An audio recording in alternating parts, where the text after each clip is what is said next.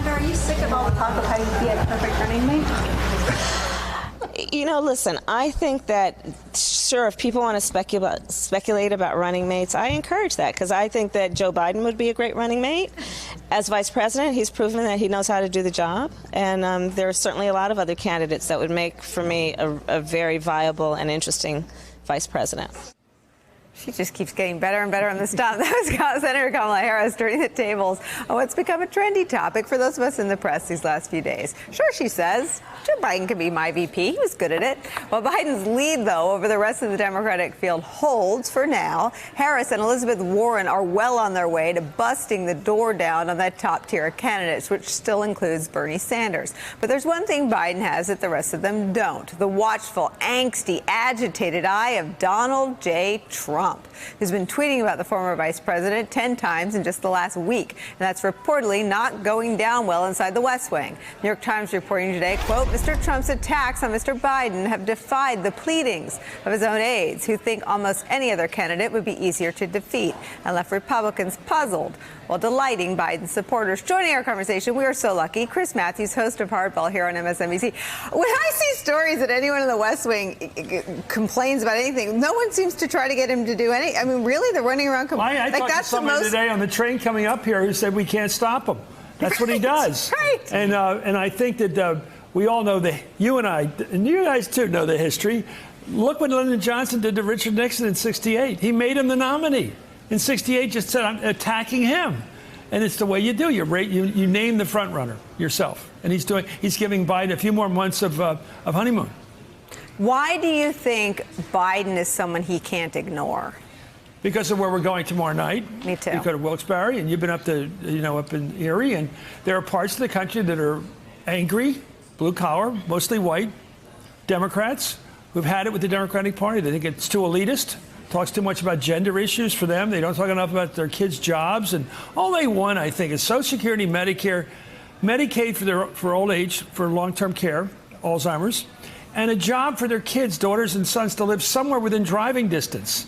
They're not greedy, left-wing, angry British Labour Party types. They're not ideologues. They want to live regular lives, and they want their kids to live regular lives like them. That's what they want. And Biden seems like that. Biden also speaks the language of economic despair. He is, and I think they can all do it. I'm not saying this is a message exclusively available to Biden, but it's innate to Biden. It was his first event. He went to Pittsburgh and he said the stock market is roaring. He acknowledged some of the economic reality, and then he said to the room, "Do any of you feel it?" And the room went crazy. Sure. He seems to be threading the needle. Yeah. But he also, on Saturday, coming up the 18th, he's going to the Rocky Steps at the Philadelphia Art Museum. He's going to the essential blue-collar guy from South Philly, Italian stallion, the one that never got a shot, and he finally gets a shot at the title against Apollo Creed. That is the dream of the working-class guy in Philly. And Biden seems like a guy, he once said, I wasn't part of the 60s. I wasn't a Bernie guy with a bullhorn yelling at the administration building. I was wearing a sports coat trying to get a convertible. He wanted the girl. I mean, he was a normal guy. And I think he goes to church on Sundays. Yeah. I find it, do you see that Jill doesn't go anymore?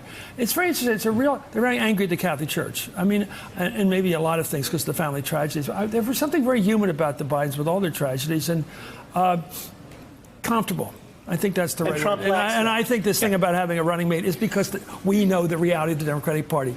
The minorities are going to be on the ticket. There has to be a minority on the ticket, top or bottom. There has to be. Probably a woman has to be on the ticket, probably both. I mean, it's just the mathematics. And if somebody starts talking, well, the perfect answer is he and Kamala. Well, Kamala is a first-rate candidate. She's not going to settle for second. But when the time comes, she'll make the decision. He'll make the decision. If he wins, he'll make a decision. If she has the opportunity to be vice president of the United States, what's she, 45 or something? Who would turn it down at her age? And her ability, her academic background, everything. People take the job. George Bush took it. Lyndon Johnson took it. You take the vice presidency. Well, and to Joe her Biden point, took it. Exactly. And to her point, to Senator Harris's point, I think he'd take it again. I think Is it legal? She said I'm it was not sure it's legal. Senator Kamala Harris said Is it was it legal? I don't know. It was a time of Trump. Everything's legal. But the idea that we're talking about this, I think, speaks a little bit to the hunger to field a formidable ticket. And someone who can speak about hope. Right. As opposed to division and anger. Joe Biden can give a great stump speech. All of his other failings aside, and he has many, he does speak to people's aspirations. The other thing is in the 2015 and 2016 campaign years, Donald Trump perpetrated this great hoax on the American public that he was self-made and that he cared about working class Americans. Mm-hmm. We've known for a long time that he's not a self-made man. Yeah. You know, he's a guy who was born on third and said he hit a triple. Yeah. We also know by watching the policies he's enacting that he doesn't really care about bettering the lives of working class and middle class Americans. Joe Biden is an authentically self-made person. He does speak to the needs of working class Americans, and he deeply cares about it in his bones.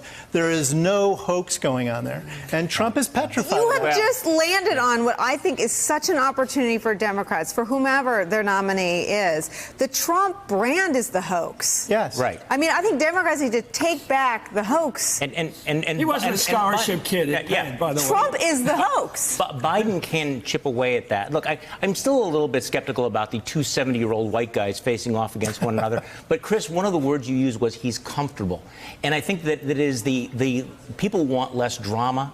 They want to return to normalcy. And so he can have the rhetoric of being changed, you know, hope and change and all of that. But also, we know him, and there is that comfort factor after the exhaustion of 4 years of Donald Trump. And I do think that that's part of the appeal that he would have, both to Democrats, but also to the kind of swing voters in the Midwest that a lot of these other guys would not have. Hey there, I'm Chris Hayes from MSNBC. Thanks for watching MSNBC on YouTube. If you want to keep up to date with the videos we're putting out, you can click subscribe just below me, or click over on this list to see lots of other great videos.